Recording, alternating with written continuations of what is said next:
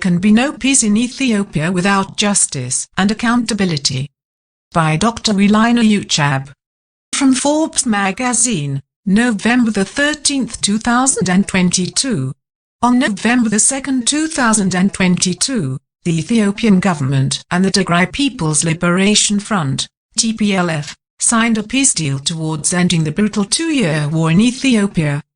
On November 12, 2022, they further signed an agreement laying out the roadmap for implementation of the peace deal.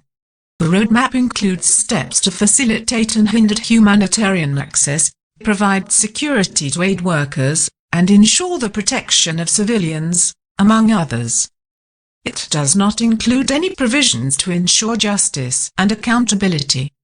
The 2 years of war have seen atrocity crimes perpetrated by all actors to the conflict and humanitarian crisis reaching new levels. Among others, around 5.2 million in need of humanitarian assistance in Tigray, including 3.8 million who need health care. Understandably, the agreement does not change the fact that atrocity crimes have been perpetrated. They must be investigated and those responsible brought to justice. Among these crimes is conflict-related sexual violence, CRSV. In early November 2022, the Dr. Denis Mukwege Foundation published their new report Understanding Conflict-Related Sexual Violence in Ethiopia, produced in cooperation with the United Kingdom's Foreign, Commonwealth and Development Office, FCDO, and the Institute for Public Health at Washington University. The report found that data suggests that Ethiopian and allied forces committed CRSV on a widespread and systemic basis in order to eliminate or forcibly displace the ethnic Tigrayan population. The report cites numerous testimonies of survivors of CRSV in the region. Among them, 27-year-old woman who was raped in front of her children by a half-dozen Fano militiamen carrying out neighborhood searches targeting Tigrayans testified. 2 of them raped me and then I lost consciousness and don't know how many more raped me, if all 6 did, or not. They said, you Tigrayans should disappear from the land west of TKZD. You are evil and we are purifying your blood. 30-year-old survivor testified that 4 men raped me. They insulted me and they urinated on my head. They said, you and your race are a foul, toilet-smelling race and should not be in our land. 28-year-old mother of 2, was apprehended by 10 Amhara militia members and raped, as she was trying to flee to Sudan, testified that they said, if you were male we would kill you, but girls can make Amhara babies. The report further cited a testimony of a survivor who recalled that Eritrean soldiers saying while raping her that they were ordered to come after the women, while another woman recalled Eritrean soldiers saying that their actions were revenge against Tigray. The report further identified that the use of CRSV in Ethiopia is widespread and perpetrated by all actors to the conflict, and affect many ethnic groups. The report indicates that multiple sources suggesting that the Eritrean Defense Forces, EDF, perpetrated CRSV because they were ordered to and as a means of ethnically motivated revenge. CRSV by the TPLF appears to have been ethnically motivated revenge in response to atrocities committed by federal forces and their allies in Tigray. Furthermore, the report indicated that Eritrean refugees have been targeted by multiple actors to the conflict, including by the EDF, by Amhara forces, and by Tigrayan forces. The response to the atrocities in Ethiopia, and especially to CRSV, is yet to follow. This also applies to healthcare services for survivors of CRSV which are still lacking. As we watch some progress with the peace agreement, the issue of justice and accountability cannot be delayed or left unaddressed. Lasting peace cannot be achieved if the atrocities in Ethiopia enjoy impunity and survivors are left without a voice.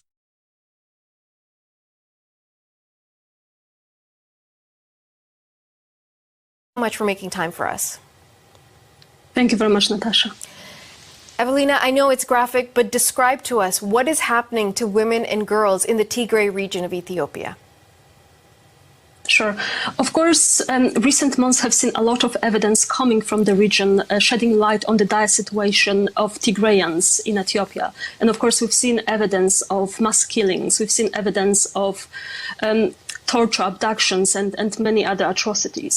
But of course, this evidence was followed also by evidence of the use of rape and sexual violence against Tigrayan women. And at the end of January 2021, we've seen evidence from the UN Special Representative on sexual violence in conflict, Pramila Patten, reporting on the serious allegations of sexual violence in Tigray, including a high number of alleged rapes in the capital of Mekelle. But subsequently, of course, the more and more evidence emerged.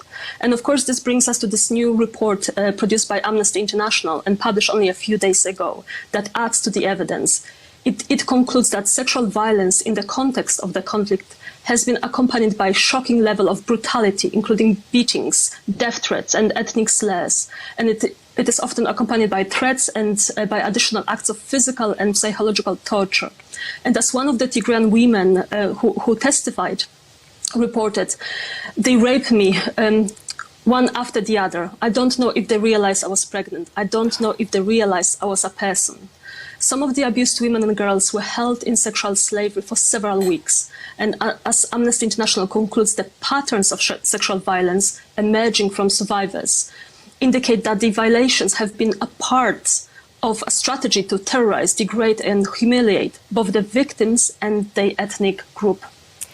And of course, we already mentioned that of course, there are so many perpetrators involved in the atrocities. And it's very important to emphasize that Amnesty International classified the atrocities as crimes against humanity or war crimes. But we cannot forget that these atrocities can also amount to genocide. There could be genocidal methods to bring about the destruction of the community. So this is yet another element that needs to be. Absolutely, and forgive me for jumping in, but you did mention this issue of genocide and ethnic cleansing to a certain degree, I believe. So I just want to quote something that the Prime Minister of Ethiopia has mentioned, which is referencing the Tigray people as a cancer and wanting them wiped out. So, as succinctly as you possibly can. Latest barrage came in an Amharic tweet this week. He characterizes the Tigrayans as weeds. We will work to remove the weed, but while removing the weed, we will try our best not to damage the wheat. Many observers have characterized his comment as dehumanizing. In the same statement, he also called the Tigrayans a cancer and a devil. His opponents accuse Ahmed of committing genocide. አሁን ያለው ውጊያ ግን ተቀይሯል። አሁን ያለው ውጊያ የትኛው መንደር ወታደር ሲሄድ ምንም ጠላት አያይም፣ ህዝብ ነው የሚያየው። እዛ የገባው ወታደር ቁጥሩ ያነሰ ከሆነ በአህዱ ውስንነት ያነሰ ከሆነ ምንም ጠላት የለም ብሎ አልፎ ሳይጨርስ ከጀርባው በርከት ያሉ ሰዎች ወረውት በክላሽም በገጀራም ይጨፈጨፉታል። ለምሳሌ አንድ መንደር የገጠመን ወታደሩ ሲሄድ ጁንታው ሰው ይገላል፣ ይረሽናል። አልደገፉኝ የሚላቸውን ሰዎች ከቤተሰብ አውጥቶ ህዝብ እያየ ይረሽናል። እየረሸኑን ነው፣ ጥበቃ አታደርጉልንም ብለው ጠየቁ ወታደሩን። ወታደሩ እንደምታውቁት ለምሳሌ 50 ሺህ ወይ 100 ሺህ እንኳን ቢሆን ትግራይ ያለው ወታደር ዝም ብሎ 20 ሺህ መቀሌ 20 ሺህ አዲግራት ካልተቀመጠ በስተቀር ሁሉን ተራሮች የሚያካልል ከሆነ የግድ 150 200 ካልሆነ በስተቀር አይቻልም። ተበጣጥሶ የሚንቀሳቀሰው እና በዛ መንደር ጠብቁን መተው ይገሉናል ብለው መከላከያን ሲጠይቁ መከላከያ አምኖ ተቀበላቸውና የተወሰነ ሰው በቁጥር ከ20 ብዛም የማይበልጡ ሰዎች አስቀምጦ አሰሳውን ቀጠለ። ጠዋት ጠብቁን እንዳትሄዱብን ያሉ ሰዎች ከሰዓት እነዚያን ጥቂት ሰዎች በብዛት ወጥተው ፈጇቸው። ይሄ ነገር ከቦታ ቦታ እየበዛ ሲሄድ በዚች 15 20 ቀን የነበረው የውጊያ ሁኔታ ዝርዝሩን ባላነሳላችሁም አንድ የታጠቀ ሰው የሆነ የተከማቸ ኃይል ይመጣበታል። ብዙ ሰው ገሎ ጥይት ጨርሶ የሚሞትበት በጣም ብዙ የማትገምቷቸው ጀግኖች ደግሞ ትላልቅ ኃላፊዎች ራሳቸውን የገደሉበት ሁኔታ አጋጥሟል። ለምሳሌ የብርጌድ ኮማንድ የክፍለ ጦር ኮማንድ የሚባል አካባቢ ጥቂት ሰው ነው የሚኖረው። ዋናው ኃይል ይሰማራል በየተራራው። እዛ አካባቢ ላይ እነዛን ሰዎች ባልኳችሁ መንገድ ሰዎች ሲመጡባቸው ህዝብ ላይ አልተኩስም ብለው ራሳቸውን የገደሉ አሉ። ብዙዎች ገለው ጥይት ጨርሰው የተያዙ ያሉ የሞቱ አሉ። ይሄ ጉዳይ ኢንሲደንት ሲሆን ችግር የለውም። አንዳንዱ ሲያጋጥም ገምግሞ ይስተካከላል። በኋላ ግን እንደ ባህል ስለሆነ በተለይ መቀሌ ላይ For the past few months, what I really want to talk to you all about is what he said in regards to the reports of rape and sexual violence being used as a weapon of war in the conflict. Here's a short clip from his address in response to a question about these rapes. ሰብአዊ መብት ጥሰት የሚሰቃዩ ትግራይ ስላለው ችግር የሚሰቃዩ ሰዎች የሰሜን ዕዝ ጥቃት በሚመለከት ምንም አያነሱ። ሰሜን ዕዝ እንኳን ተጠቃም ተዋረደ። ሴቶች እኮ አሁን በወንድ የተደፈሩት የኛ ወታደሮች ግን በሳንጃ ተደፍረዋል። For those of you who can't speak Amharic, he basically said while their women might have been raped, our soldiers were stabbed with daggers. Now, in my opinion, this is one of the most disgusting things I've seen a head of state say in my lifetime. I may only be in my early 20s, but Jesus Christ, he basically just equated the mass rape of thousands of women who have nothing to do with the warring parties involved who are actually, fighting this conflict. He compared their rape to the killing of soldiers who sign up to die. I'm sorry, I have respect for all those who decide to go into military service. But as a soldier, you are accepting the real possibility that you will be killed in combat. So to compare this rampant sexual violence against the Tigrayan women, to compare that to killing soldiers who sign up to die in combat is just mind-blowing. Explain to us, what is this tension between the Amharans and the larger Ethiopian population and the Tigray? Why this battle is taking place? Of course, this has been an ongoing issue, and unfortunately, as you mentioned correctly, the Tigrayan people are being portrayed as cancer, as something that needs to be destroyed. And unfortunately, this is a narrative that has been used before genocides took place. So this narrative is very concerning, and a number of researchers and people observing the situation raise this as a very important element and something that we should watch and monitor and of course act upon. But just wanted to also mention, of course, we know that the atrocities and the recent conflict started in November last year, but ultimately, even before, we've seen elements and we've seen indicators that something bad is going to happen and mass atrocities are going to happen. And among others, in August 2020, Genocide Watch issued a genocide warning for Ethiopia because of the government's inaction to stop ethnically motivated violence between Oromo, Amhara, Tigrayan, and other communities. And also in October 2020, Simon Scott Center for the Prevention of Genocide warned also about the high risk of further atrocities. So this is an ongoing issue. This is nothing new. So we should be able, we as the international community, we should be able to react, to address these atrocities. However, we've seen inaction, and that's the reason we are in this place right now, seeing those atrocities happening and hearing yet another call towards violence, called to destroy the communities, the Tigrayans in Ethiopia. You've mentioned the international community, so let me talk to you about that. And it's very odd, speaking to you on a day where the world is talking about Haiti and that tragic earthquake that's taken place that's probably stolen many, many lives, and the horrifying situation we're seeing unfold in Afghanistan.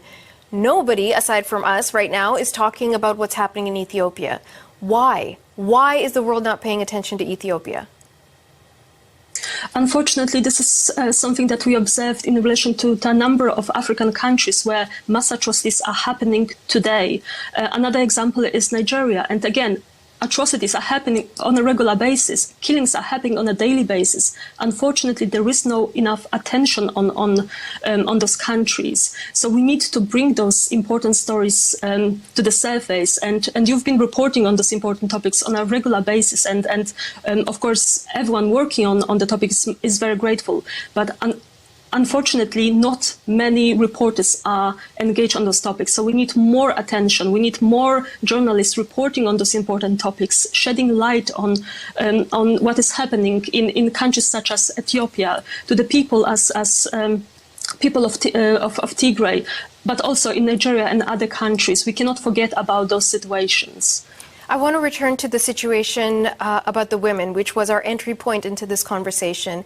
Is any sort of support or aid or any relief coming to them if women's bodies are being used as part of the battleground to engage in this war? Yes, there is some assistance that is being provided to the women and also to the people in Tigray. But unfortunately, as we know, humanitarian access to Tigray is very much limited and blocked on a number of occasions. And also because of the internet shutdowns that occur in the region, we also don't necessarily have the first-hand information on a regular basis to know what is happening in the region and how the situation is deteriorating. And the UN promised to do an investigation in the region. We've seen also a number of countries sending individuals to assess the situation, to the severity of the situation. However, this is not enough. We need more assistance to the communities there, and especially women and girls who are subjected to rape and sexual violence. They will need a lot of assistance that goes beyond just food and nutrition. They will need assistance to deal with the physical and mental consequences of this rape and sexual violence that they were subjected to. Evelina, thank you so much for covering this difficult topic for us. Thank you so much for joining us. Thank you very much, Natasha. ትግርኛ ተናጋሪ የሆኑትን አባላት አዲስ አበባ ከተማ ላይ የቲፒኤልኤፍ ሰዎች አሉ። የቲፒኤልኤፍ ሰዎች ስለ የቲፒኤልኤፍ አባል አይደለም። የቲፒኤልኤፍ ነፍሰ ገዳዮች ሊኖሩ ይችላሉ። የቲፒኤልኤፍ ሰዎች በተለያየ መንገድ በአደባባይ ኢትዮጵያ ውስጥ ያለውን ነገር ከህወሓት ጋር አቋማቸውን አስማምተው በዚያም ሁከት ለመፍጠር የሚፈልጉ ሰዎች እንዳሉም በግልጽ ይታወቃል። እነዚህ ሰዎች ማስረጃ ባይገኝባቸው እንኳን ኢትዮጵያ ውስጥ እየደማን እየሞትን መቀጠል የለብንም። ስለዚህ በመንግስት በኩል እነዚህ ሰዎች ወይ ካምፕ ውስጥ ይሁን ወይ ማጎሪያ ውስጥ ይሁን ማስቀመጥም አለበት ብዬ ነው። መንግስት በዚህ ጉዳይ ላይ ቆራጥ እርምጃ መውሰድ አለበት ብዬ ነው።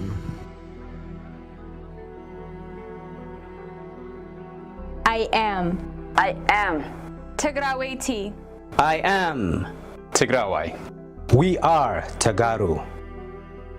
My Tigrayan identity has become a crime in Ethiopia. I am targeted based on my ethnicity. I am being ethnically profiled, evicted, and arrested in Addis Ababa, Deredawa, Bahar Dar, Gondar, Nazareth, Gojam, and in other parts of Ethiopia. These are just to name a few.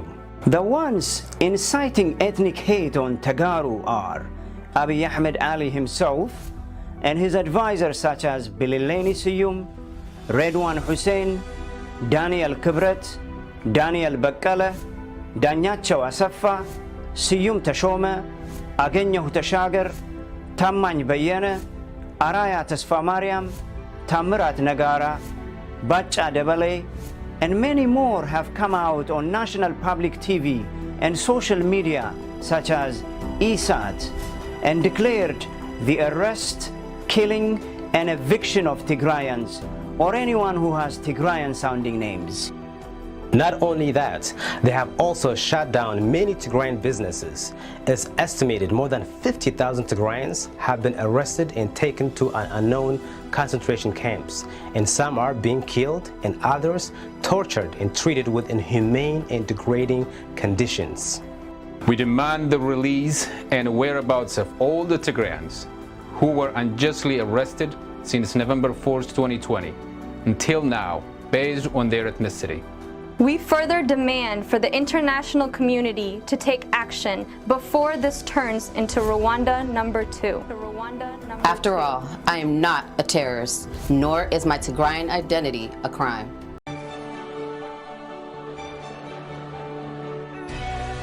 Today, we are being tested. In all we do, let us send a clear message. There can be no peace without justice.